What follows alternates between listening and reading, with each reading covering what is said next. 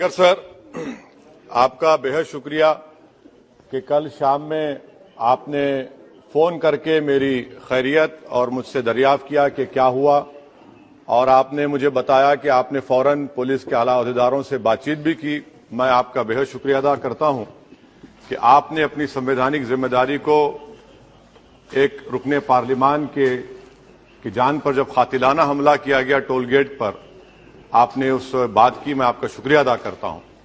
Speaker साहब, मैं मुख्तसर से यहां पर यह बात कहना चाहूंगा कि मुख्तलिफ सियासी पार्टियां मुख्तलिफ प्रदेश में इख्तिदार पर हैं। ये बात आप तमाम को मैं गोशेगुजार कर रहा हूं कि आखिर ये कौन लोग हैं जो गोली पर भरोसा करते हैं, बैलेट पर नहीं करते। आखिर ये कौन लोग हैं जो इतना रेडिकलाइज हो चुके हैं कि इनको इस संविधान पर एतमाद नहीं रहा, उनको अंबेडकर के बनाए हुए संविधान के खिलाफ हैं, जो इतनी नफरत पैदा करते हैं। आखिर ये कौन लोग हैं? मैं इसको सियासी गुफ्तगू नहीं करूंगा, ये सबके लिए छोड़ रहा हूं, क्योंकि जहां तक मुझे मालूम कि मैं 2 मरतबा का विधायक हूं, 4 मरतबा का सांसद हूं, और अगर इस तरह से अगर राजनीति आगे बढ़ेगी कि टोल गेट पर गाड़ी रुकती है और 4 राउंड गोलियां चलाई जाती हैं, आखिर इन नौजवानों को ये कैसे रेडिकलाइज हुए? और मैं सरकार से पूछना चाहता हूं कि क्या उन्होंने ये रेडिकलाइजेशन सैयद कुतुब की किताब पढ़कर रेडिकलाइज हुए, अब्दुल्ला अजाम की किताब पढ़कर रेडिकलाइज हुए, या अयमन अल ज़ोहरी की किताब पढ़कर रेडिकलाइज हुए? इसीलिए मैंने सरकार से 2015 में कहा था कि इंटरनल सिक्योरिटी डिपार्टमेंट एमएचए में, उसमें तमाम मजाहिब के लोगों का एक काउंटर सेल बनाइए आप। पड़ जाएंगे। और सर, ये रेडिकलाइज हो चुके हैं तो भारत की इससे राइट विंग कम्युनिज्म और टेररिज्म बढ़ेगा। मैं आपसे अपील कर रहा हूं कि जो गलती एनडीए 1 में की थी, आप वही करने जा रहे हैं। आपको नुकसान होगा, आपकी सरकार को नुकसान होगा, देश को तो, देश की सालिमियत को खतरा तो पैदा हो रहा है। सर, मैं आपके जरिए से सरकार को यह भी बताना चाहूंगा कि जिन लोगों ने ये रेडिकलाइजेशन किया है, आप इस पर गौर करिए, इन पर यूएपीए क्यों नहीं लगाते आप? अगर कोई स्पीच देता है, अगर कोई फेसबुक पर किसी क्रिकेट मैच पर किसी टीम की तारीफ करता है तो यूएपीए लगता है। एक सिटिंग एमपी के ऊपर यूएपीए नहीं लगेगा सर। मैं सरकार पर छोड़ता हूं।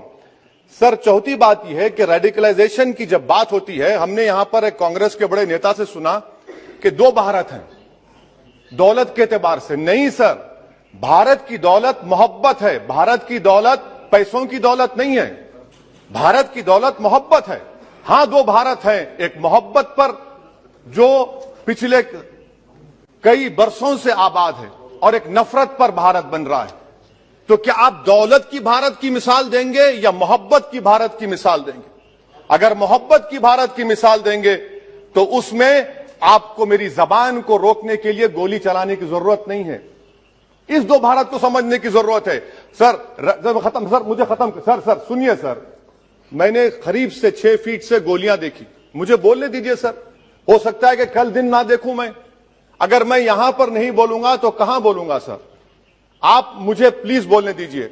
सर, मैं आपसे गुजारिश यह करना चाहूंगा कि आप हरिद्वार में, रायपुर में और इलाहाबाद प्रयागराज में मेरे बारे में क्या कहा गया, आपके नाईबी की रिपोर्ट है ना, आप क्यों छुपा रहे उसको? देखिए, मैं मौत से नहीं डरने वाला हूं, हम सबको जाना है इस दुनिया से। बल्कि मैंने कह दिया कि मैं इस वतन में पैदा हुआ, मेरी मां की कोख से तो जमीन पर लिटाया गया।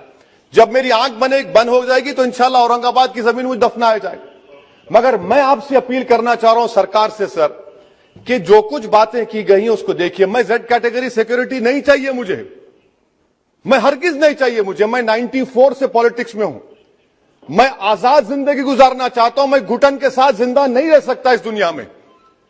मुझे जिंदा रहना है तो अपनी आवाज उठाना है, मुझे जिंदा रहना है तो सरकार किसी के उनके खिलाफ बोलना है, और अगर गोली लगती है तो मुझे कबूल है, मगर मैं घुटन की जिंदगी नहीं गुजार सकता सर।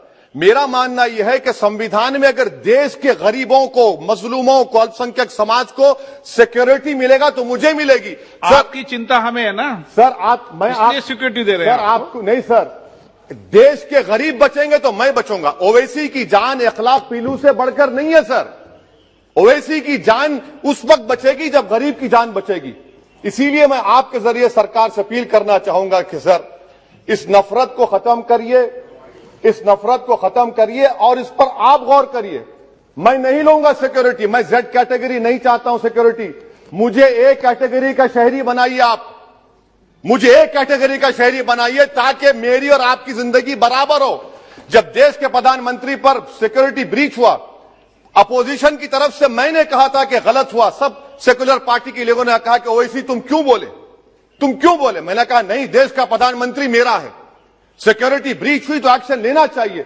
मगर 4 मर्तबा के एमपी पर कोई 6 फीट के फासले से 4-4 गोली चलाता है। मुझे मौत है, हम सबकी मौत है, मगर मैं इन गोली चलाने वालों से डर कर खामोश नहीं बैठने वाला हूं।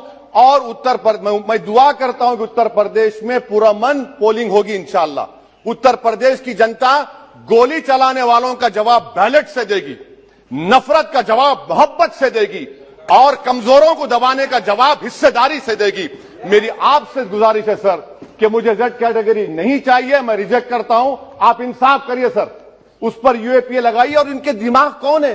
2 लोग रेकी करते हैं, उनको मालूम कि मैं मीरठ किठौर से आ रहा हूं उस टोल गेट पर, और 6 फीट के फासले पर गोली चलाते हैं। तो आप देख लीजिए सर, आप सरकार के हवाले, अगर आप इंसाफ करना चाहें आप इंसाफ कर सकते, मगर रेडिकलाइजेशन आपको नुकसान पहुंचाएगा और इससे राइट विंग टेररिज्म बढ़ेगा। शुक्रिया सर।